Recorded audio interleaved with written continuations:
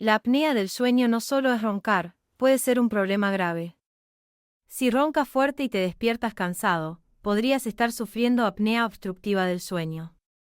Pero lo que pocos saben es que no tratarla puede tener consecuencias serias para la salud. Complicaciones de la apnea del sueño: aumenta el riesgo de infartos y presión alta. Puede provocar irritabilidad e hipertensión. Causa fatiga extrema, lo que aumenta el riesgo de accidentes. Afecta la memoria, concentración y estado de ánimo. Dormir bien es clave para una vida saludable.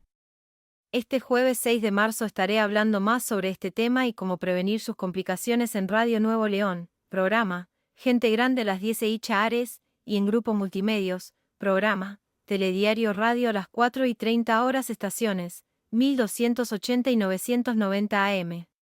También en YouTube, Telediario. No te lo pierdas y comparte esta información con quien la necesite.